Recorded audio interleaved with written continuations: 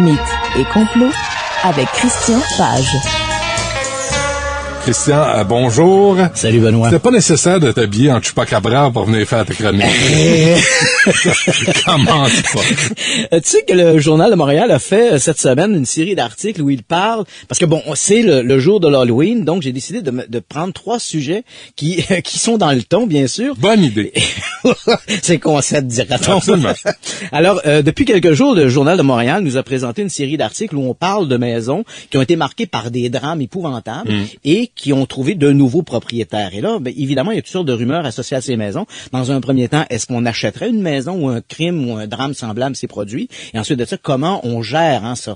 Et évidemment, ici, on parle de la croyance de tout le monde. Il y a des gens qui vont dire, bon, une maison, ce n'est finalement que des clous, du plâtre et du bois. D'autres vont dire, non, il y a des énergies. Et d'autres vont jusqu'à prétendre qu'il y a des hantises, des fantômes, etc. Et aujourd'hui, en particulier, on a des maisons qui ont la réputation d'être hantées. Maintenant, la grande question qu'on se pose, et que je sais que tu te poses, y a-t-il réellement un lien entre ces maisons qui ont été marquées par des drames et versus des apparitions de fantômes ou de manifestations surnaturelles? Et la réponse, je te dirais que sur le plan folklorique, oui. Parce que bon, t'achètes une maison, mais quand je dis plan folklorique, en ce sens que est-ce que la maison est réellement hantée ou est-ce que c'est l'imagination qui s'envale? Tu comprends? Si tu achètes une maison où il y a un drame, 5 personnes ont été assassinées et tu entends à un moment donné des craquements dans l'escalier, des bruits, des coups dans les murs, ben tu auras peut-être tendance, en sachant l'historicité de la maison, tu auras peut-être tendance à dire il y a des revenants ici, ça frappe dans le mur. Et si le même phénomène se produisait dans ton condo, par exemple, tu dirais les murs craquent, un point c'est tout. Donc ce phénomène-là de hantise associée à des vieilles demeures ou à des demeures marquées par le drame me semble beaucoup plus folklorique que réel. Et pourquoi on n'entend jamais parler de condos hantés? Voilà, la réponse en fait, on n'en entend jamais parler, mais il y en a. Ah oui? Et c'est ce que je voulais dire en abordant cette... Il m'affirme ça, lui. Tu m'arraches les mots de la bouche. En fait, il y a à peu près depuis un siècle maintenant qu'on s'intéresse de façon plus rigoureuse à des phénomènes de hantise, de parapsychologie. Et la statistique, si on parle d'enquête rigoureuse, on ne peut pas démontrer d'une part qu'il y a un lien entre des maisons où il y a eu des drames, ni même des maisons historiques. C'est sûr que si tu prends une maison, il y a un phénomène de hantise qui est associé à une maison qui est vieille de 200 ans. En fouillant dans le passé de cette maison-là, tu vas certainement trouver des événements dramatiques à cause de la longévité de la structure. Inévitablement, quelqu'un est mort quelque part dans la maison. Au 19e siècle, par exemple, plein de femmes mouraient en couche. Il y avait beaucoup d'enfants morts-nés. Les gens décédaient à la maison. Puis il y a évidemment les drames personnels, les suicides, les assassinats. C'est sûr que tu vas trouver plus d'histoires comme celle-là associées à une maison de 200 ans qu'à un condo qui est vieux de 10 ans. Mais lorsque l'on parle de phénomènes de hantise ou de poltergeist, on ne peut pas démontrer que les phénomènes que l'on retrouve dans une maison sont associés à un ancien locataire. Ça, malheureusement, les recherches en parapsychologie ne peuvent pas prouver ça. Et il y a également des cas de hantise qui sont rapportés dans des édifices tout à fait récents. Mais ça fait moins... Tu comprends que sur le plan médiatique, sur le plan de l'image, c'est moins intéressant d'avoir un condo construit en 2007 où il y a des phénomènes mystérieux qui se passent dedans que d'avoir une maison tout à fait lugubre. Mais là, est-ce que tu sors ça, disons, de ton chapeau? Ou c'est basé sur des données là. C'est basé sur des recherches en parapsychologie qui ont été faites. Tu sais qu'il y a des centres, il y a des universités qui ont des départements de recherche en parapsychologie. Il y a également des centres de recherche en parapsychologie qui ont pignon sur rue, et ça depuis très longtemps. La Society for Psychical Research, par exemple, en Angleterre, ou l'American Society for Psychical Research aux États-Unis. Et donc ces gens-là. Est-ce que c'est une boîte postale ou c'est une gang de freaks ou c'est des chercheurs? Non, généralement, il faut bien s'entendre que ce genre de recherche-là n'est pas une recherche académique, ce n'est pas une recherche non plus qui est financée. Donc, on fait beaucoup appel à des enquêteurs privés, des gens qui le font bénévolement. Et évidemment, s'ils le font bénévolement, c'est parce que généralement, au départ, ils y croient. Sinon, s'ils n'y croyaient pas, ils iraient jouer au golf le samedi après-midi. Et ça, excellente déduction. Mais ça, évidemment, c'est leur billet, c'est le talon d'Achille de ces enquêteurs-là. Ils y croient, donc ils vont dans une maison. Mais je te dirais que de façon assez générale, ces enquêtes-là sont faits dans des cadres plus rigoureux que les groupes d'amateurs qu'on retrouve, parce que faut pas se le cacher, les chasseurs de fantômes que l'on a, que ce soit au Québec ou ailleurs dans le monde, c'est souvent des groupes de tripeux. Il y en a au Québec. Oui, c'est des explorateurs urbains. Des gens douteux, je dirais. des explorateurs urbains qui décident d'avoir une valeur ajoutée. Hein? Je vais dans une maison, je vais dans un lieu abandonné, oui. mais plutôt que de triper et de briser les urinoirs, je vais amener mon détecteur de champs magnétiques pour voir s'il y a des fantômes. Et pourquoi pas? Et pourquoi pas? Ça et la boîte à lunch. Bon. Moi, j'ai hâte de voir des preuves de ça. J'ai hâte de voir quelque chose flotter dans le noir. Ouais, il faudrait éventuellement que j'essaie de joindre un groupe de chasseurs de fantômes et de voir s'ils vont nous trouver des preuves pour nous les amener pour qu'on puisse en discuter. C'est plus de la télé que de la radio, cette affaire-là. C'est du divertissement, hein. C'est du divertissement. Donc, c'est un peu ça. Donc, tout ça pour dire que les gens qui achètent des maisons où des drames se sont produits, il n'y a pas forcément plus d'occurrences mystérieuses, paranormales dans ces maisons-là, mais si ce n'est que sur le plan folklorique, évidemment, il y a toutes sortes d'histoires qui leur sont associées. Mais Christian, toi qui connais à peu près tout, oui. Que fait-on quand il y a un fantôme à la maison? Bon, dans un premier temps, posons-nous la question, pouvons-nous lui parler? Fait que là, évidemment... Entrer en contact avec la chose. Ouais, entrer en contact avec... moi, je pense que la première chose... Soyons sérieux. Disons. Une seconde. Oui. C'est difficile, je sais. Si j'avais un fantôme chez moi... Par exemple. Ma première démarche serait d'essayer de documenter les manifestations de façon rigoureuse pour être certain que les gens ne croient pas que je suis un illuminé. Suis-je un illuminé? Ouvre-moi pas la porte. Je t'en prie. Parce que faut bien sûr apprendre à décanter l'information. Sont-ce des fantômes ou sont-ce des chupacabras? on connaît la différence. Oui, mais on n'est pas sûr que ni un ni l'autre existe, par exemple. D'ailleurs, en passant. Voilà. Il y a pas eu de preuve, hein. Il y a pas dans l'histoire. Je sais que dans tes livres, il y a quelques photos d'apparitions, mais...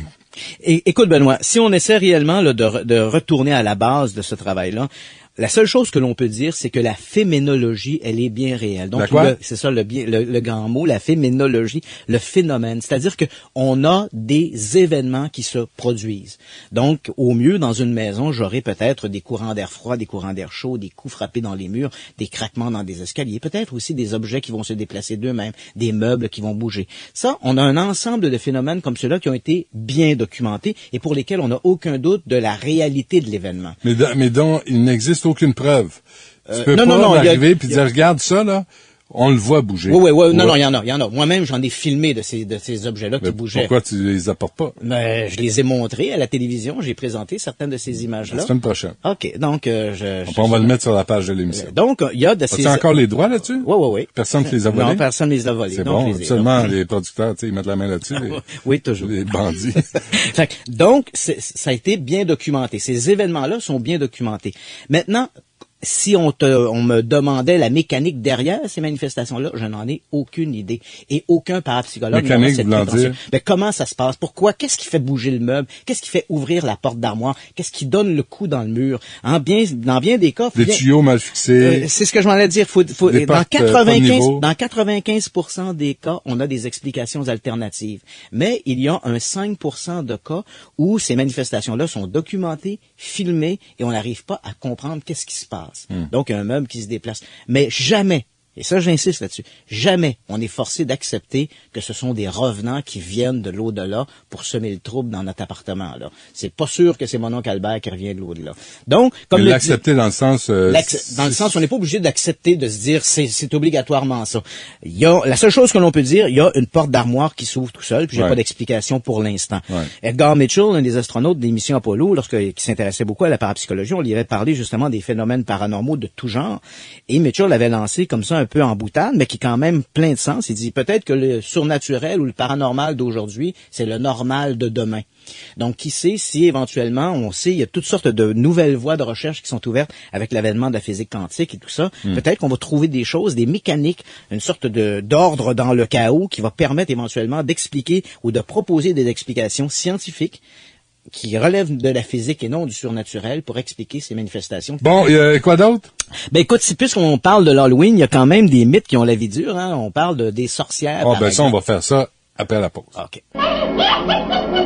Une demi-poêle d'araignée hachée. Un lapin frais. 3 tasses de poussière tamisée. Mais qu'est-ce que c'est que cette idée de tuer un lapin? Vous n'avez pas autre chose de mieux à faire, non? De retour avec Christian Page. Bon, là, Christian, tu voulais nous parler de sorcières. Oui, lorsque l'on parle de l'Halloween, évidemment, le personnage le plus emblématique de l'Halloween, ça reste la sorcière. Et pour la plupart des gens, lorsqu'on parle de sorcière, on a vaguement cette image de la vieille dame au nez crochu avec la verrue. Et parfois, on fait une référence, on se rappelle vaguement ces grandes histoires, ces grands procès de la sorcellerie qui se sont produites, des chasses qui se sont donc tenues au début de la Renaissance. Et dans les faits, la sorcellerie de cette époque ressemble pas beaucoup à la sorcellerie d'aujourd'hui, et les conditions de cette époque nous amènent assez loin de cette vieille sorcière. En fait, les phénomènes, comme je l'ai mentionné, ces chasses aux sorcières se sont tenues au début de la Renaissance. Dan Brown, dans son ouvrage Le Code da Vinci, dit qu'on a exécuté 13 millions de personnes. Je suis même pas certain s'il y avait 13 millions de personnes en Europe à cette époque. Les chiffres avancés par 13 millions. 13 millions, ouais. Les chiffres avancés par les historiens tournent davantage autour d'à peu près 100 000 victimes, dont il est vrai 95% étaient des femmes, 5% des hommes. Et tout ça, ce n'était pas des procès religieux, c'était des procès laïques. C'était donc le pouvoir civil qui poursuivait ces gens-là, et ils étaient poursuivis pour sorcellerie. On se revendiquait. Motivés par l'Église. Oui, absolument. Donc, on se revendiquait de l'Église. On avait donc déjà 2 inquisiteurs religieux, des dominicains, avaient publié un ouvrage qui s'appelait le Malleus Maleficarum. Et dans cet ouvrage-là, on donnait toutes sortes d'éléments. On disait, si votre voisine fait ceci, cela, etc., c'est que c'est une sorcière. Donc, c'était une sorte de... Ah, j'aurais aimé ça, entendre la liste. Ouais, c'était une sorte d'abécédaire. On disait, si vous avez un voisin qui réagit comme ça, c'est parce que c'est un sorcier ou une sorcière. Et évidemment, on l'envoyait au bûcher, ou en tout cas, on le jugeait, puis il risquait fort de finir au bûcher. Dans les faits, maintenant, qu'est-ce qui a motivé tout ça? Bon, faut dire qu'il y avait, de façon officielle, on avait des épidémies de maladies, on avait également des famines, toutes sortes de trucs comme ça, des drames, en fait, que les gens vivaient au quotidien. Et à cette époque, on avait une vision manichéenne du monde. Ce qui était bien, c'était Dieu, puis ce qui était pas bien, c'était le diable. Et ces choses-là qui nous arrivaient, donc, c'était des événements peu heureux. Donc, obligatoirement, c'était le diable. Et si le diable était là, on avait un concept qui disait que si le diable est là, c'est parce qu'il a été invité. Et qui a pu inviter le diable? Évidemment, ce sont les filles d'Ève, les femmes pécheresses par excellence. Donc, obligatoirement, les femmes se sont retrouvées dans le collimateur des inquisiteurs, et ce qui explique pourquoi 95% d'entre elles ont été condamnées, et envoyées au bûcher. 95% des sorciers sorcières étaient des femmes. On lui prêtait également tous les détraqués religieux s'en prennent aux femmes. Oui. C'est toujours leur première cible. Et tu vas voir, Benoît, il y avait une raison sous-jacente à ça qui était très importante. Tu vois, on attribuait aux sorcières toutes sortes de choses. On disait qu'elles pratiquaient des actes sexuels avec le diable, qu'elles allaient au sabbat à cheval sur des balais. D'ailleurs, il y a une anecdote à propos du balai. Tu sais que le balai était d'abord un symbole domestique. Toutes les femmes avaient un balai chez elles, et c'était également un outil féminin. Les femmes passaient le balai. Mais les inquisiteurs poussaient plus loin la réflexion là-dessus. On disait que il y avait une plante qui s'appelait la mandragore, qui était une plante associée à la sorcellerie, et dont les alcaloïdes avaient des propriétés psychotropes. Donc, on créait des hallucinations. Donc, on disait comme ça que les sorcières enduisaient le manche de leur balai d'une concoction à la base de mandragore, tu vois, et qu'on utilisait ces manches à balai pour se faire des godemichets.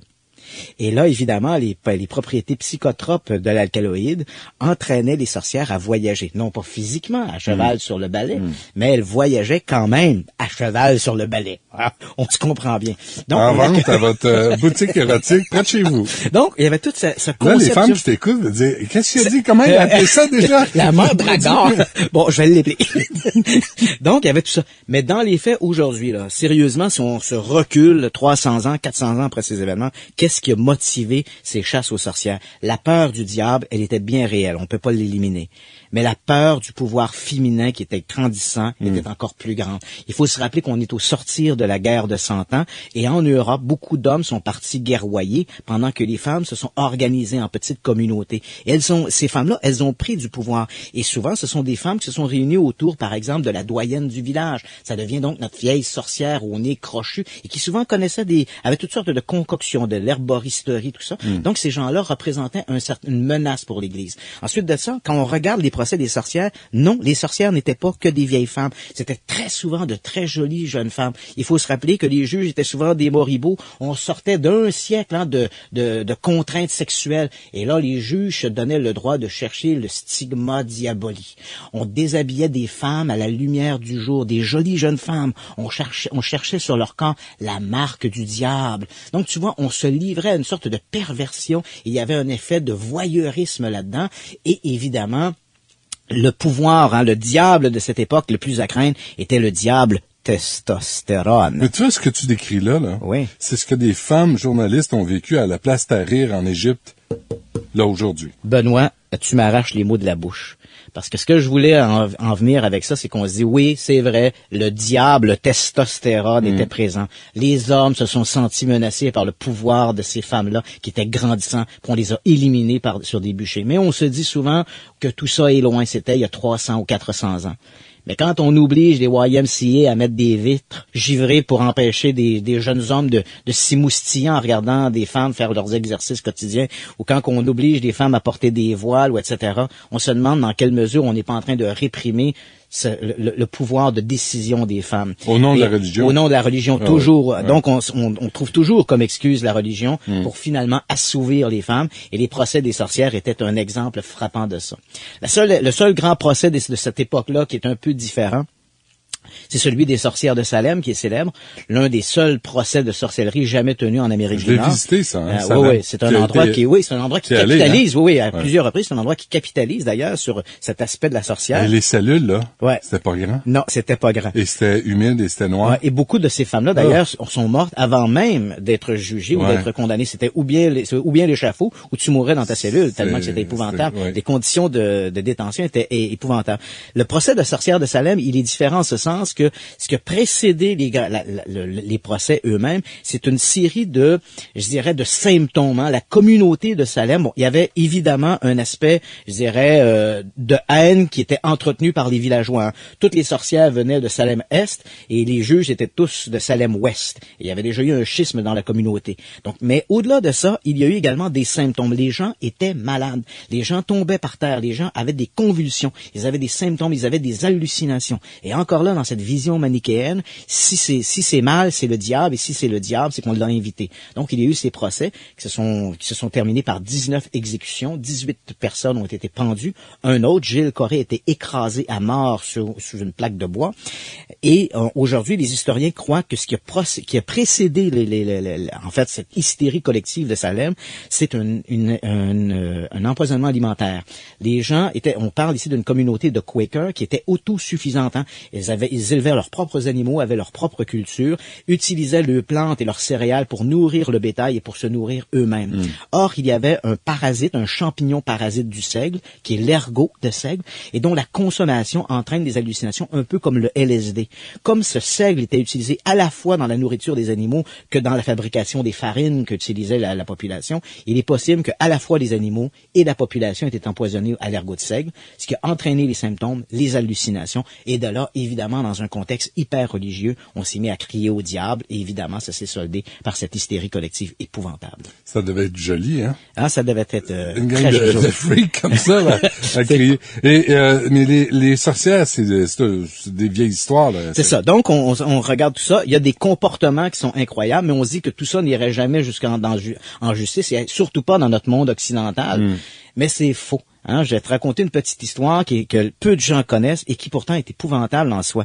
On est au début des années 80, une jeune Écossaise du nom de Carol Compton tombe follement amoureuse d'un bel Italien, charmant, et décide de quitter son Écosse natale pour se rendre en Italie. Comme elle arrive là-bas, son amoureux fait son service militaire et Carol Compton décide de s'engager comme nanny chez des gens de la famille de la région de Rome.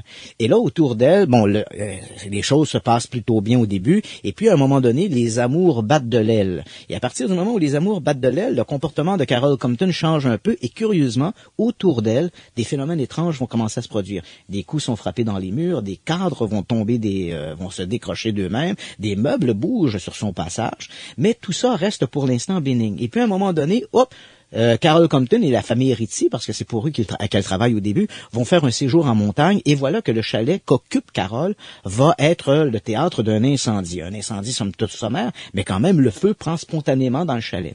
La famille, qui est un peu superstitieuse, décide de se débarrasser de Carol Compton. Donc elle va trouver un autre emploi ailleurs et les phénomènes vont continuer de se produire. Tant et si bien qu'à un moment donné, elle a la garde d'une petite fillette, Agnès, et au moment où elle est en séjour chez la grand-mère de la fillette en question, grand-mère d'ailleurs qui déteste Carol Compton, elle l'a pris en grippe à cause de ces phénomènes qui se produisent autour d'elle. La grand-mère est très superstitieuse, elle l'accuse d'être une sorcière, d'être une apôtre du diable, et puis à un moment donné, le matelas où dort la petite Agnès prend feu spontanément. Pour la grand-mère, c'en est trop. Elle réussit à convaincre les parents de porter plainte auprès des carabiniers et Carol Compton est arrêtée. On est en 1982, Benoît, là. On n'est pas en 1882 ou 1682. On est en 1982. Carol Compton est arrêtée et pieds et poings liés, elle est ramenée sur le continent parce que tout ça se passait dans l'île d'Elbe en Italie, donc on la ramène sur le continent et là, elle va être jugée pour tentative de meurtre et d'avoir utilisé des moyens surnaturels pour assassiner la petite Agnès. Essaie de t'imaginer la scène, c'est presque une scène d'une vision médiévale. Carol Compton est amenée à son procès dans une cage de fer comme l'a été la Corriveau et ça, et au moment où on l'amène, les gens dans la rue, le poing levé, crient Straga, Straga, qui veut dire sorcière. Elle est jugée pour ça, pour être une sorcière. On est en 1982. En fait, le procès de Carol Compton, elle est détenue en fait 18 mois parce qu'en Italie, tu peux être détenu de façon indéfinie sans avoir de procès.